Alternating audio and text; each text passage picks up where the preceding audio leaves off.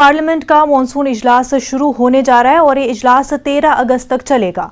Monsoon इजलास में कई अहम बिल पेश होने हैं, वहीं ओपोजिशन जमातों के तेवर सख्त नजर आ रहे हैं। ओपोजिशन जमातें महंगाई, पेट्रोल डीजल की बढ़ती कीमत, कोरोना से हुई अमवात, किसान तहरीक जैसे मामलों को लेकर सरकार को घेरने की तैयारी में है। ऐसे में इजलास के हंगामेदार होने के आसार है। हालांकि इतवार को हुई कुल जमाती मीटिंग में वज़ीर-ए-आज़म ने यकीन दहानी कराई है कि सरकार इजलास के दौरान मानाखेज बहस के लिए तैयार है। वज़ीर पार्लिमानी उमूर प्रहलाद जोशी ने बताया कि इजलास के दौरान जुमला 31 बिल पेश किए जाएंगे, जिनमें 2 का ताल्लुक फाइनेंस से होगा। दिल्ली से हमारे नुमाइंदे विनीत हमारे साथ जुड़ चुके हैं। विनीत, मॉनसून इजलास शुरू होने जा रहा है, ऐसे में कई बिल पेश होंगे और उनमें से कई बिल काफी इम्पोर्टेंट भी माने जा रहे हैं, फाइनेंस से भी जुड़े हुए हैं।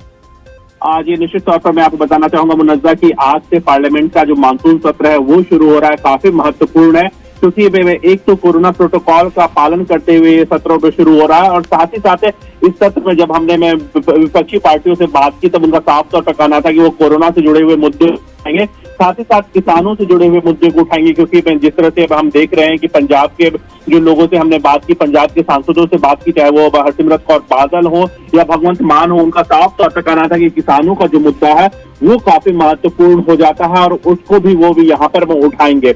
मैं आपको बताना चाहूंगा कि इसके साथ ही साथ जब हमने सरकार के मंत्रियों से बात की तब उनका साफ तौर पर कहना था कि उनकी पूरी तरह से कोशिश रहेगी कि अधिक से अधिक काम हो। लोकसभा अध्यक्ष ने भी जब ऑल पार्टी मीटिंग बुलाई थी तब उनका कहना था कि वो भी चाहेंगे कि अधिक से अधिक काम हो, जैसा कि पिछले सत्र में हुआ था।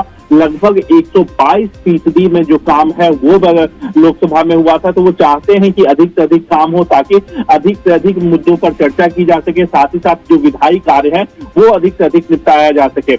इसके साथ ही साथ जब हमने विपक्ष के कई नेताओं से पूछा था तब उन्होंने साफ तौर पर कहा था कि वो चाहेंगे कि उनके मुद्दे जो है वो उठाए जाए और अगर वो नहीं उठाए जाते तो निश्चित तौर पर सदन में शोर होने की संभावना है। लेकिन जो है वो इस तैयारी में भी है कि सरकार को घेरा जाए। ऐसे में इजलास का हंगामा खेज होने के आसार है। विनीत, बेहद शुक्रिया।